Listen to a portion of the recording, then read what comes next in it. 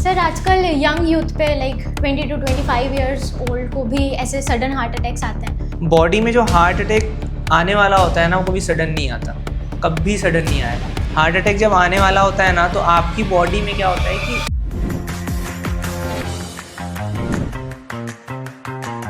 So hello guys, welcome back to another podcast with the Family Munch. Today we have our new member in the panelist seat. Of course, that's me, Vasudev Chaurasia. And आज के हमारे नए guest हैं doctor Harshit Awadhiya sir. Hello, welcome sir. So before starting the conversation, I would like you to introduce yourself to those 1% of the people who don't know you or don't know about you. How will you portray yourself in front of them? मेरी journey कुछ ऐसे start होती है कि 2021-22 में मैंने अपना gym खोला था. उसके जस्ट 2-3 साल पहले ना मैंने पूरा सेटअप कर लिया था कि मैं अपना जिम शुरू करने वाला हूँ. मेरा एक सपना था, मैं सेकेंड ईयर में था तब मैंने सोच लिया था, बट कोविड लग गया, मेरा पूरा लॉस हो गया 11-12 लाख कुछ का. बट वो मशीन गई. फिर मैंने वापस से 21-22 में जो है उनको रिपेयर किया और अपना जिम स्टार्ट किया.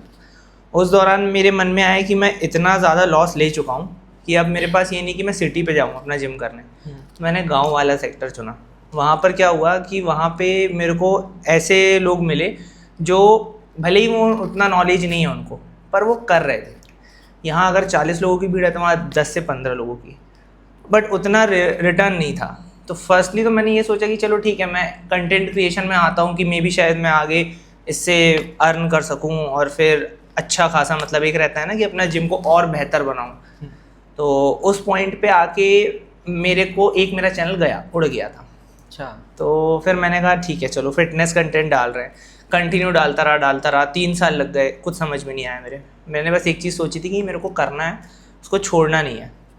2024 के मिड में इंटर्नशिप चालू हुई मेरी विक्टोरिया में, और वहाँ पर मैंने अपने व्लॉग्स डालने शुरू करे. मैंने देखा कि लोग वहाँ पर जाके ना परेशान होते थे. डॉक्टर्स बहुत अच्छे हैं वहाँ पे, अपना ट्रीटमेंट सब अपना हो रहा है, बट लोगों को ना ये पता ही नहीं है कि उनको कोई बीमारी हो रही है तो उसका कारण क्या है. वो लोग ये नहीं जान पा रहे हैं कि आखिर वो गलती कहाँ कर रहे हैं. अनजाने में वो कई जगह भटक जाते हैं.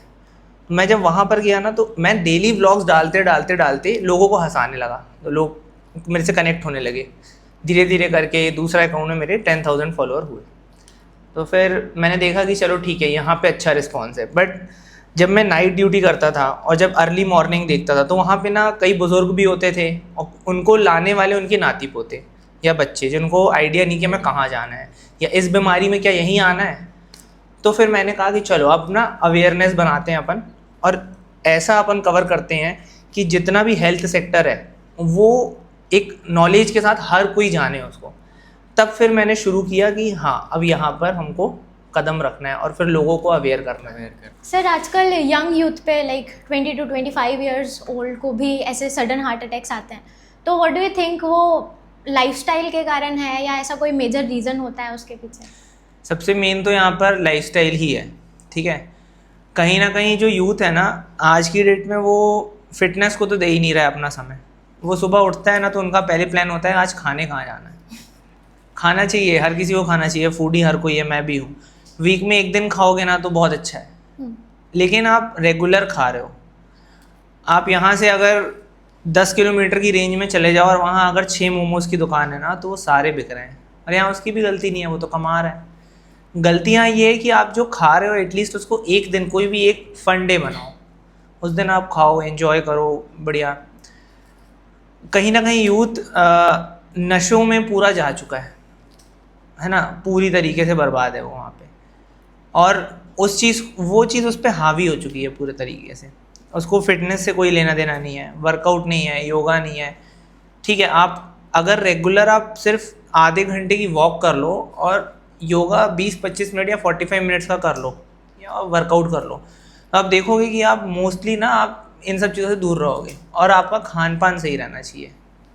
ज्वार हो गया, बाजरा हो गया, मक्का, बेसन, ये सब चीज़ें आपको ऑल्टरनेट डेज में खाना चाहिए, ना कि आटा. अपने घर में हर जगह आटे की रोटी बनती है. मेरे को आज 2 साल से ज़्यादा हो गया मैंने आटे की रोटी नहीं खाई. हफ्ते में 1 दिन खाया हूँ मैक्स. जैसे आज संडे है तो आज मैंने खा लिया. पराठा खा लूँगा, बहुत पसंद है, लेकिन 1 दिन. 2 साल से मैंने शक्कर भी नहीं खाई थी, उससे भी दूर रहना चाहिए। मैं अपने लीन कट में था उस समय दूर, अभी तो कभी कभार चलता है। तो जब आप रेगुलर उस चीज़ को करोगे जो आपकी लाइफस्टाइल को इम्पेक्ट करेगा, नेगेटिव इम्पेक्ट देगा, तो वो चीज़ आपको उधर घसीटेगी। और लोग फिर उसको अलग अलग नाम देते हैं कि इस वैक्सीन या इंजेक्शन इस वजह से हुआ, ऐसा नहीं है। अभी जब लाइफस्टाइल आप सुधारोगे ना अपनी, आप देखोगे कि 90 दिन अगर आपने सुधार लिया तो अगला जो महीना आएगा वो आपका होगा। हार्ट अटैक के ऐसे कोई साइलेंट सिम्टम्स जो हम लोग ऐसे इग्नोर कर देते हैं और जिसको ध्यान में रखना चाहिए? हाँ, बॉडी में जो हार्ट अटैक आने वाला होता है ना, वो कभी सडन नहीं आता, कभी सडन नहीं आएगा। हार्ट अटैक जब भी आता है 5-6 दिन पहले, 15 दिन पहले से आपकी बॉडी आपको वार्न करने लगती है। सबसे पहला एक सिम्टम आता है कि ना आप देखोगे कि आपको घबराहट, बेचैनी हो रही है। वो कई बार ऐसा भी होता है कि आपका एग्ज़ाम है तो आपको हो गई, तो वो हार्ट अटैक का सिम्टम नहीं होता। लोग उसको मान के 90% यूथ डरा हुआ है। मेरे पास बहुत मैसेज आते हैं, मेरे को डर लग रहा है हार्ट अटैक तो नहीं आ जाएगा। नहीं आएगा। हो सकता है कि आपका एग्ज़ाम है या आपका इंटरव्यू है या फिर आप किसी बड़ी जगह पर जा रहे हो जहाँ पर आपको लगता है कि आपको अपना परफॉर्म करना है, तो घबराहट होती है लोगों को, लोग उसको समझ लेते हैं। कई बार पेट दर्द होता है, उस दौरान सांस लेते हैं, गैस बनती है ना, तब भी चेस्ट में पेन होता है, लोग सोचते हैं हार्ट अटैक आ रहा है। ऐसा नहीं है। हार्ट अटैक जब आने वाला होता है ना, तो आपकी बॉडी में क्या होता है कि चेस्ट में तो टाइटनेस होती है, गैस एसिडिटी वाला भी दर्द होता है, लेकिन आपका जो लेफ्ट जॉ होता है ना, जबड़ा, वो पूरा टाइट होने लगता है धीरे धीरे करके। लेफ्ट जो हाथ है वो भी पूरा टाइट होने लगता है, सेंसेशन होने लगते हैं। साथ में आपका जो बैक साइड है, इधर पर भी आपको टाइटनेस फील होती है। और उस दौरान जब आप अपना बीपी मेज़र करो, थोड़ा सा भी जब ये सिम्टम हो और आप बीपी मेज़र करोगे ना, तो आप देखोगे कि क्या वो बीपी लो तो नहीं है, बीपी एकदम एक्सट्रीम हाई तो नहीं चला गया है। क्योंकि हमारे इंडियंस में जब हम लोग यानी बहुत इमरजेंसी केसेस देखते थे ना, तो वहाँ पे ऐसा था 220, 225 इतना हाई बीपी और 100 इधर चल रहा है। वो आ रही हैं, आंटियाँ आ रही हैं, अंकल आ रहे हैं। मैंने बोला इतनी रात में? कुछ नहीं, घबराहट बेचैनी हुई तो आ गए। विक्टोरिया में ही था ये सीन। मैंने बोला तो आप 220 में खड़े कैसे हो, कहाँ से घूम के आ रहे हो? कुछ नहीं, पार्टी में थे, खा लिया तो बढ़ गया, ऐसा हो गया, 2 इंजेक्शन लगाओ, फुर्सत करो। अब हम तो वहाँ पर हमारा सोचना था कि आखिर क्या इस पे वो रहेगा, क्योंकि हमारे ऊपर तो सीनियर डॉक्टर है। तो हम बोलते थे कि सर आप जो आदेश दे दो, क्योंकि हमें तो मॉडर्न है हमारा भाई, 50% हमारा एलोपैथी इंटर्नशिप रहती है। तो वहाँ ऐसे ऐसे केसेस आते थे जब हम देखते थे ना कि लोग 220, 225 में खड़े हैं, बस बॉडी इतनी ही स्ट्रांग है, पर हम उधर तक पहुँचते पहुँचते एक टाइम आता है जब बॉडी पूरे तरीके से टूट जाती है एक समय पे। वो थोड़ा सा एक सिम्टम्स हैं, ये 3 सिम्टम ही इम्पॉर्टेंट है बस।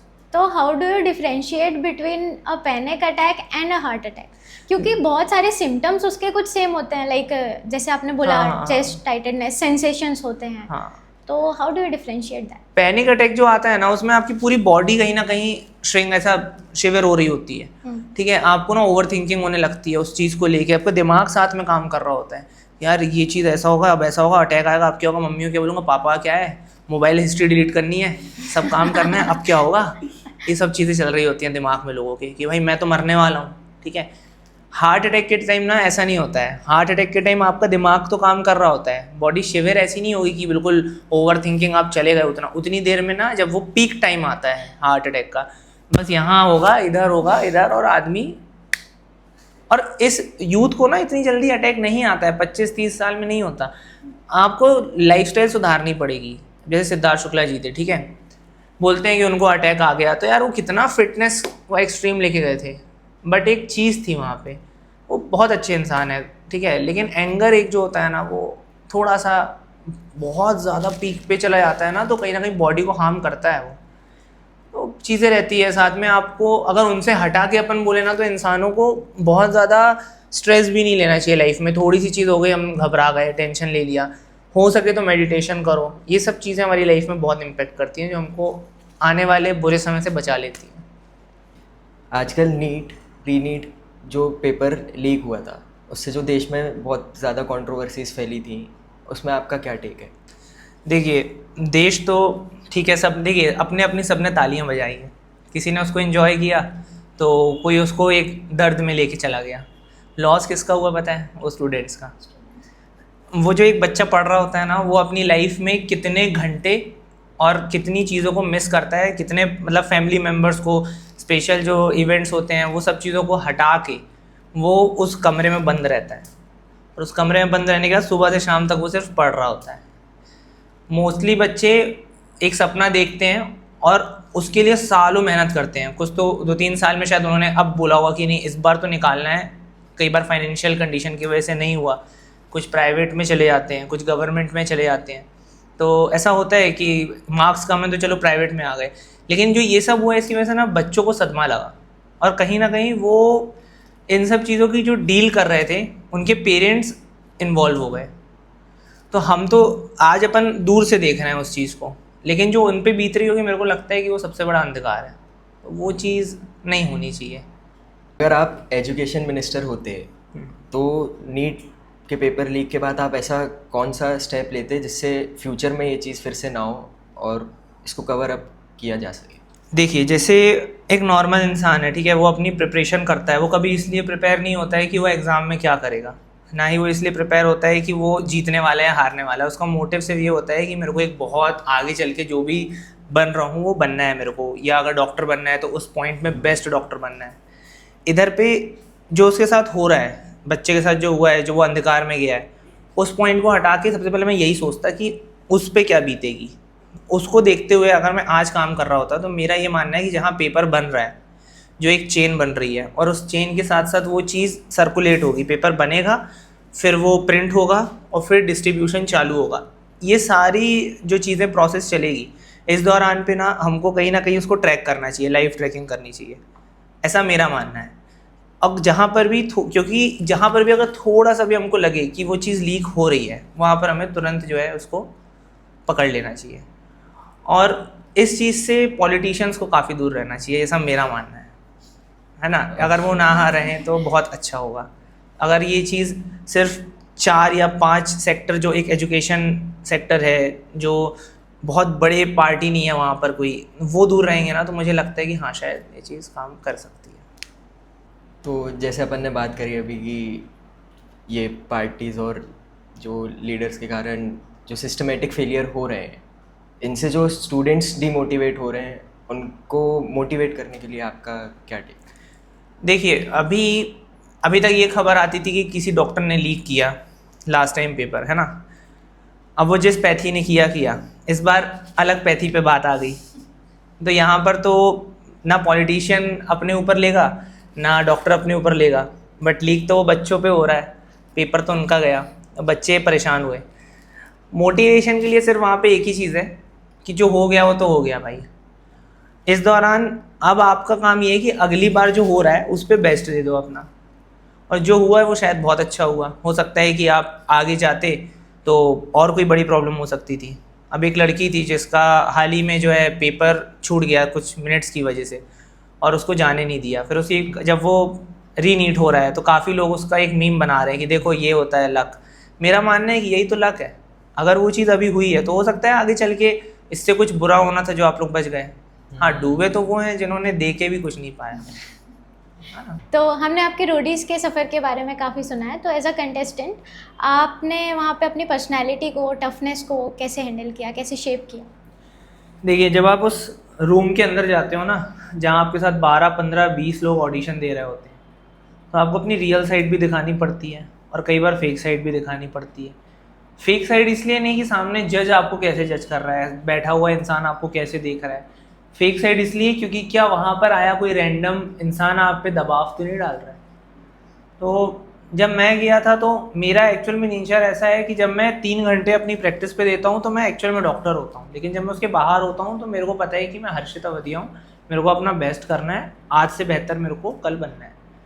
तो जब वहाँ पर था तो काफ़ी लोग अलग अलग टाइप के थे, सब ने अपने अपने तरीके से बात की। तो मेरा ऐसा प्रेजेंटेशन था कि अपने आप को सबसे पहले मैंने इंट्रो दिया, मैंने बताया हर एक चीज़। फिर ना वहाँ पर एक केस होता है कि भाई आपको एक दूसरे को बोल बोल के जो है डोमिनेट करना है। देखते हैं कौन आपसे ज़्यादा डोमिनेट भी होगा। ये जज नहीं बोलते बट उनकी बातें यही होती है, कौन ज़्यादा डोमिनेट होगा, साथ में कौन आप कैसे लीड करोगे, क्या आप एक लीडर बन सकते हो, क्योंकि हर एक ग्रुप में ना एक लीडर बनाया जाता है। तो वहाँ पर जाने के बाद मेरे को ये चीज़ समझ में आई कि हमको ना वहाँ पे लीड करना आना चाहिए। तो GD1 जो राउंड चला उसमें फिजिकल स्ट्रेंथ भी उतनी ज़रूरी है, मेंटल स्ट्रेंथ भी उतनी ज़रूरी है, और आप कैसे अपने आप को सामने वाले को दिखा पा रहे हो वो भी ज़रूरी है, और उससे भी ज़रूरी है सामने वालों को डोमिनेट कैसे कर पा रहे हो। कुछ हद तक हुआ, बेस्ट हुआ, बट जब GD2 में आया ना तो वहाँ पर आके मेरे को ये फील हुआ कि शायद मेरी फ़िज़िकल स्ट्रेंथ में नहीं दिखा पाया, क्योंकि मेरे को मौका ही नहीं था वैसा। तो सबका अपना अपना एक टाइप रहता है। तो वहाँ पर जाने के बाद तो सिर्फ एक ही सिंगल चीज़ जो मैं कहूँगा वो ये है कि आपको तीनों साइड रखनी होंगी, आपकी रियल साइड भी, डोमिनेटिंग साइड भी, और हो सके तो थोड़ी सी फेक साइड। बट गेम में नहीं रख सकते आप फेक साइड, सिर्फ उनके लिए जो वहाँ बैठे हुए लोग हैं, वो उनको आपको डोमिनेट करना होगा, भले ही आप अंदर से कितने अच्छे क्यों ना हो, वो साइड है वहाँ पे। आजकल लोगों का प्राइवेट हॉस्पिटल्स से भरोसा थोड़ा कम हो रहा है। लोगों को लगता है कि एक्स्ट्रा बिल के लिए उनको ज़्यादा दिन तक एडमिट किया जाता है, लॉन्ग ड्यूरेशन के लिए। एक आम इंसान कैसे समझे कि ये सही है या नहीं, और क्या कमर्शियल एक्सप्लॉयटेशन है, वो कैसे? देखिए, बस यही रीज़न है कि मैं अवेयरनेस से रिलेटेड वीडियोस बनाता हूँ। हर एक इंसान को ना, कई बार ऐसा नहीं है कि अपन सोचते हैं कि बहुत ज़्यादा समय के लिए आपको एडमिट किया है, हो सकता है 1-2 हॉस्पिटल में ऐसा हुआ है, लोगों को सुनने को आया है। अब आज की डेट में मैं कहीं पे भी नहीं हूँ कि किसी हॉस्पिटल में प्राइवेट में हूँ या कहीं पर मैं एक सलाह दे रहा हूँ, बट मेरा मानना ये है कि आपको अवेयर होना चाहिए कि आखिर आपको प्रॉब्लम क्या है। आपके पास इतनी सारी चीज़ें आ चुकी हैं आज की डेट में ऑनलाइन कि आप उस चीज़ को पढ़ सकते हो, पता कर सकते हो। अब रिसेंटली एक फ्रेंड का केस हुआ था, उनके फादर का एक्सीडेंट हो गया था, तो उस दौरान मैं जब वहाँ पर गया तो मैंने सिर्फ वहाँ पे रिपोर्ट्स देखी, क्या उनको प्रॉपर मेडिसिन दे दी गई हैं, सब हो गया है। उतना आपको ना सिर्फ उतना ही ध्यान रखना है कि आखिर हमारे पेशेंट को क्या हुआ है, उसको कितना, उसकी मतलब रिपोर्ट्स में क्या है क्या नहीं है। एक डॉक्टर से कंसल्ट कर रहे हो, आपका कोई फैमिली डॉक्टर है उससे भी कंसल्ट करो, है ना। बाकी रही बात अगर हॉस्पिटल्स की कि वहाँ पर रोक रहे हैं या फीस ले रहे हैं या कुछ, मेरा ऐसा मानना है कि हर जगह तो ऐसा नहीं होगा। कुछ केसेस में ऐसा होता है कि डॉक्टर्स को ना सामने रखना पड़ता है पेशेंट को, एक एक जो मतलब उसके जो सिम्टम्स आ रहे हैं ना उसके अकॉर्डिंग दवाइयाँ बदल जाती हैं। कई बार ऐसा होता है कि ब्रेन में क्लॉट है और दवाई दी, क्लॉट तो घुल जाएगा, बट डॉक्टर भगवान नहीं है कि वो बोल दे कि नहीं नहीं कंफर्म घुल जाएगा। हो सकता है कि वो दोबारा भाई रुक जाए या ब्लड फिर से अब गाढ़ा हो जाए, या बॉडी कोई ध्यान, मतलब बॉडी जो है वो अपना जो रियल पार्ट है वो छोड़ दे, है ना, समझना, सेंसेशंस छोड़ दे, बीपी हाई हो जाए इंस्टेंट। तो वो सब चीज़ें होती हैं, थोड़ा रखना पड़ता है। इस कमर्शियल माहौल में हॉस्पिटल्स और पेशेंट के बीच का जो ट्रस्ट है, इसको मजबूत करने के लिए क्या हो सकता है?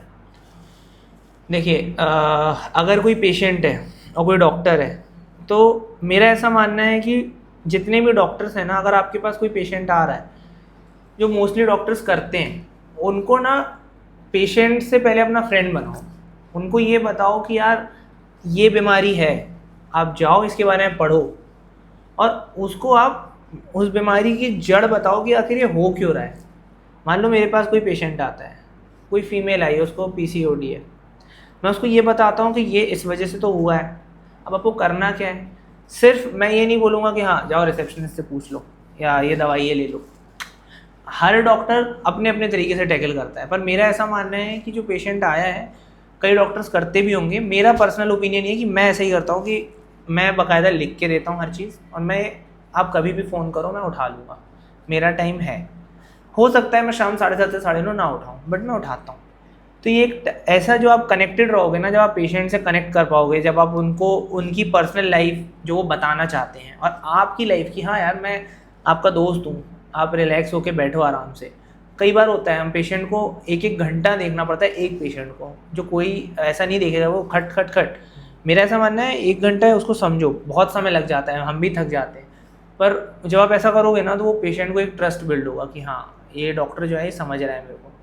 तो वो आपको जब कहीं बाहर परेशान है ना, जैसे मेरे कुछ पेशेंट पुणे में भी हैं, फ़ोन करते हैं वो मेरे को, सर ऐसा हुआ है, मैं बोलता हूँ ठीक है हेल्प कर रहा हूँ।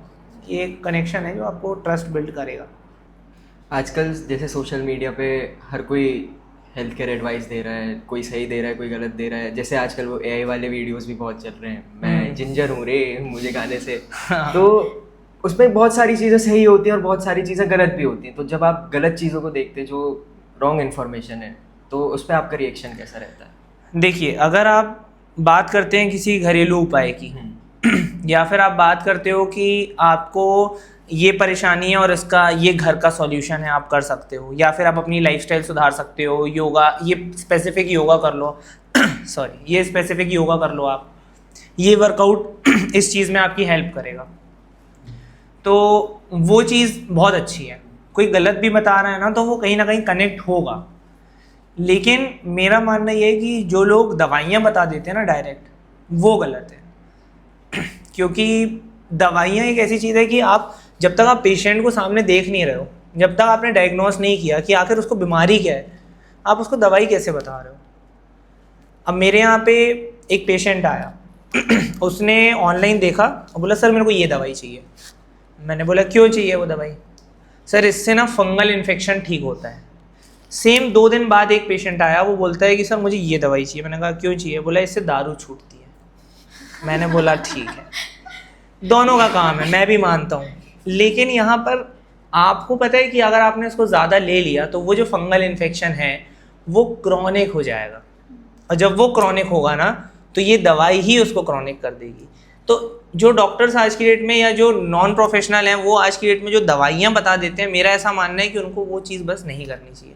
आप उनको क्लिनिक बुला लो ना अपने, अगर आप नियर बाय हो, नहीं है तो एक काम करो, आप उनको पर्सनल डीएम करो, 1 घंटे लो, लेकिन किसी की लाइफ से मत खेलो।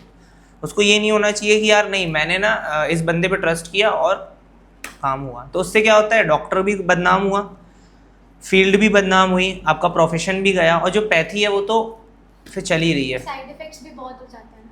हाँ, और यहाँ पर क्या होता है ना, आयुष विभाग में अगर हम देखते चलो, अगर हम होम्योपैथ और आयुर्वेद की बात कर रहे हैं, ये 2 पैथी ऐसी हैं जहाँ पर आपको साइड इफेक्ट्स कहते हैं नहीं होगा, मैं भी मानता हूँ इफेक्ट्स पूरे देते हैं, बट आपको जब तक पता ही नहीं है कि आपको बीमारी क्यों हो रही है, उसका रूट कॉज क्या है, और आप दवाई ले रहे हो, वो ठीक थोड़ी होगा वो। कभी ऐसा हुआ है कि क्लिनिक में कोई पेशेंट आया हो और उसने मतलब आपको थ्रू इंस्टाग्राम देखा हुआ है और वो ऐसा बोलता है कि अरे आप तो वही डॉक्टर हो ना जो इंस्टाग्राम पे हेल्थ केयर की वीडियोस बनाते हो, तो उससे आपका क्या रिएक्शन रहता है? देखिए मेरे पेशेंट आते हैं तो वो तो ये मेरे से बोलते हैं कि सर हम आपको देख कर आए, बहुत उम्मीदों से आए हैं, और कई जगह हार के भी आए बोलते हैं। मैं बोलता हूँ ठीक है, बट मैं तो कुछ नहीं, जो है हमारे प्रभु ही करेंगे, माता रानी करेंगी। लेकिन एक केस हुआ था कि मेरे फादर भी डॉक्टर हैं, तो वो बैठे हुए थे, मैं जस्ट आया हूँ जिम से लौट के, और मेरे को अपनी गाड़ी पार्क की और मैं आया, मैंने कहा पूजा वगैरह करता हूँ, घर जाके चेंज करके आऊँगा। तो जैसे ही मैं वहाँ पर बैठा ना, तो एक मैम बैठी हुई थी, वो एलोपैथी MBBS थी वो, तो वो बैठी थी, तो उन्होंने कहा डॉक्टर हर्षित। मैंने बोला हाँ जी हाँ जी, अच्छा आपको दिखवाना था क्या? तो उन्होंने बोला कि नहीं नहीं, मैं आपकी रील्स देखती हूँ और मेरी फैमिली जो है वो आपके पापा से, आपके पापा का ट्रीटमेंट लेती है वो। तो मैंने बोला ओके, बट मेरे ना बाल झड़ रहे हैं, आप मेरा चेकअप कर दो। तो वो फर्स्ट एक ऐसा टाइम था जब मैं जिम से आया हूँ, पूजा किया हूँ, और बस मैं बैठ के फटाफट उनका प्रिस्क्रिप्शन बनाया, उनका डायग्नोस किया और दवाई दे के, वो एक सीन हुआ था मेरे साथ। इस डबल जर्नी की शुरुआत कैसे हुई, लाइक डॉक्टर बनने के माइंडसेट से प्रोफेशनल कंटेंट क्रिएटर तक का सफर? पहली चीज़ तो मैं स्टार्टिंग से डॉक्टर नहीं बनना चाह रहा था। डॉक्टर मैंने बायो लिया था, नीट दिया, सब हुआ, लेकिन मैं फर्स्ट टाइम 12th देने के बाद ना मैं मुंबई चला गया था, ठीक है, और मेरे को मतलब काफ़ी शौक था मॉडलिंग वगैरह का, तो मैं वैसा हो के अपने आप को लेकर गया था। और बस वहाँ पर क्या हुआ कि मैं गया जिस काम के लिए था वो तो नहीं हुआ, बट पापा के दोस्तों से मिला तो वहाँ पे कुछ नई नई चीज़ें देखी जो हेल्थ के बारे में सीखी, फिर हो गया एडमिशन। फिर मैंने कहा अब वो चीज़ तो ठीक है, अब अपन डॉक्टर तो बनना ही है अपने को, हमने बायो लिया है, और एक मन में था कि है, बट प्रायोरिटी एक वो थी कि चलो पहले अपन थोड़ा घूम के आएंगे, मॉडलिंग वगैरह देखते हैं उसमें क्या स्कोप है। पापा मेरे को पुश करते थे कर तू जा, मैं बोलता था ठीक है ठीक है। जब मैं वहाँ से लौटा तो मेरा स्टार्ट हो गया यहाँ पे अपना डॉक्टर का जो सफ़र रहता है। उसके बाद ना कि रास्ते में कह लो कि एक वो ऐसा आता है टफ टाइम कि अब आपको पढ़ना है, और इस फील्ड में अगर आप पढ़ नहीं रहे हो ना तो फिर आप परेशान होगे, और आपके साथ साथ दुनिया भी परेशान होगी। तो जब मैं अपना वाला सफ़र कंप्लीट करके आ रहा था, उस दौरान मैं जैसे ही मेरा एडमिशन हुआ फिर मैं कट गया दुनिया से। मैंने कहा अब तो नहीं हो पाएगा, छोड़ो। तो जब मेरा इंटर्नशिप के कह सकते सेकेंड ईयर से मैंने वीडियो बनाने चालू किए थे। 3rd ईयर बनाया, 4th ईयर बनाया, लेकिन जब मैं एक्चुअल में इंटर्नशिप पीरियड में आया, मेरी 1.5 साल की जो हमारी इंटर्नशिप होती है, 1 से 1.5 साल की, तो उस दौरान पे मैंने व्लॉग्स डालने चालू किए ना, तो मेरे को वो वाइब आने लगी कि हाँ लोग कनेक्ट हो रहे हैं। फिर मैंने कहा चलो वैसे तो पूरा नहीं हुआ, रोडीज़ ही चलते हैं, तो मैंने कहा ठीक है जाते हैं।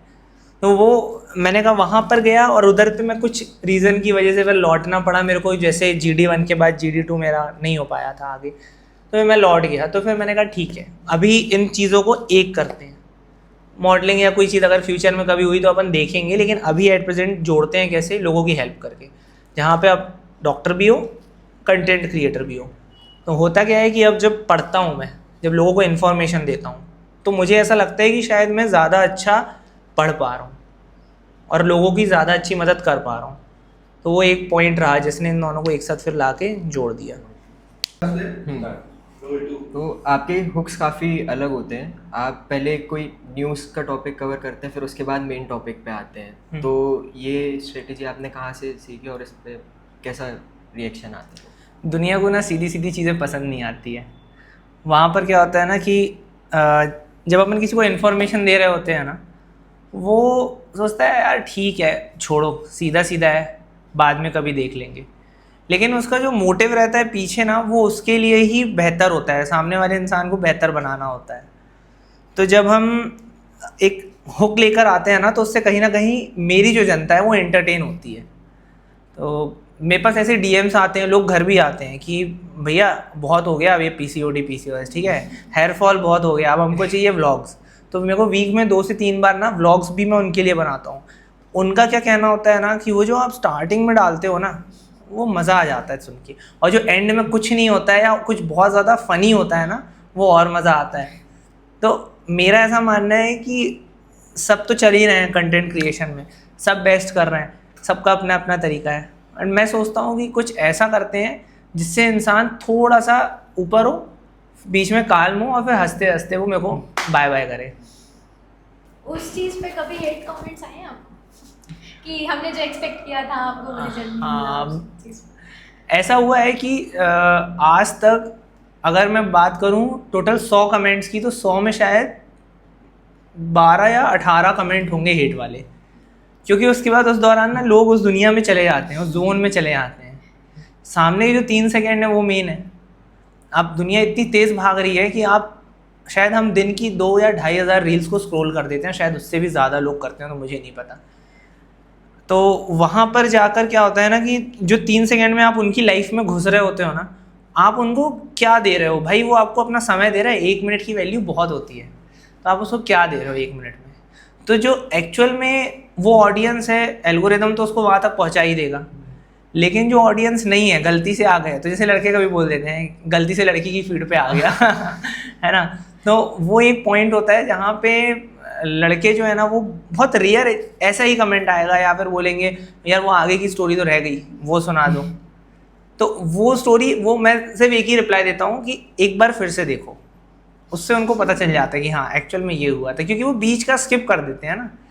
तो वो थोड़ा सा एक यूनिक बनाता है कंटेंट को, और लोगों को हंसाता है, लोगों को एक माहौल देता है कि हाँ चलो हेल्थ को हम ऐसे लेके चलते हैं।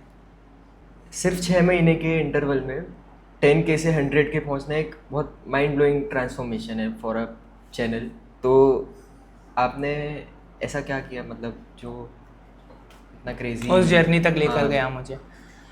देखिए हुआ क्या है ना कि मैंने तो नहीं सोचा था कि ऐसा कुछ फॉलोअर वाला सीन होगा, क्योंकि मैं ऑलरेडी एक अकाउंट खो चुका था, ठीक है। तो मेरे दिमाग में एक चीज़ थी कि ठीक है अभी तो लोगों की हेल्प करनी है, जितना मैं जबलपुर वालों से कनेक्ट हो पाऊँ, क्योंकि मेरे को ना इधर पे जो प्यार मिला है वो मुझे अभी तक कहीं नहीं मिला। जबलपुर में मेरे को बहुत से लोग प्यार करे हैं, उन्होंने मेरे को कहीं भी मिलता हूँ ना तो बहुत अच्छे से मेरे से मिलते हैं वो। उसका रीज़न भी ये है कि शायद मैं उनके कुछ काम आया हूँ, पता नहीं मुझे। तो जब मैं उस जगह पे था, अपना 10K पहुँचा था, तो उधर तक पहुँचने में पहले 6 महीने लगे। बट उसके बाद जब मैं अवेयरनेस लोगों तक लाता रहा, लोगों की हेल्प करने लगा और कनेक्ट हुआ लोगों से, शायद कई मैसेजेस आते हैं जो मुझे बोलते हैं कि हाँ सर हम कनेक्टेड फील करते हैं आपसे, आते हैं तो फ्रेंड बन जाते हैं वो मेरे। तो उस पॉइंट पे आने के बाद कहीं ना कहीं एक मेरे को लगा कि हाँ उसने मेरी हेल्प की है उतना आगे जाने में, क्योंकि काफ़ी सारे लोग जो आज जबलपुर से बाहर भी हैं वो लोग मुझसे जुड़े, उनके मैसेज आते हैं, इवन दिल्ली हो गया, मुंबई हो गया, यहाँ से जो इन्फ्लुएंसर्स हैं वो लोग भी कनेक्ट हुए। तो उनसे जब मैंने बात की तो मैंने पूछा कि क्या अच्छा लगा या क्या कमी थी मुझ में, तो उनका ये कहना था कि आपसे कनेक्टेड फील करते हैं हम, तो शायद इस वजह से उधर तक जाने में मेरे को एक अच्छा वो मिला pickup. If you had to choose one health habit जो आज से हमको शुरू कर देनी चाहिए तो वो कौन सी होगी? सुबह जल्दी उठ के वॉक पे जाओ।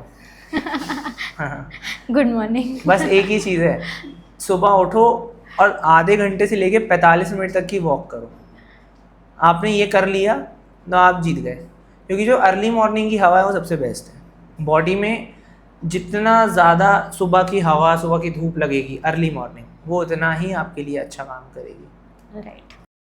तो about PCOS and severe PMS, what's your take on that? मेरे को सिर्फ पीरियड्स लाने हैं, मेरे पीरियड्स प्रॉपर आ जाएं, बस उतना ही चाहिए मुझे। आप दवाई दो और कितने दिन में आ जाएंगे वो बताओ। आज अगर इरेगुलर पीरियड्स हैं वो इसलिए हो रहे हैं क्योंकि हार्मोन्स बैलेंस ही नहीं है बॉडी में। अब वो बैलेंस कैसे होंगे? जब आप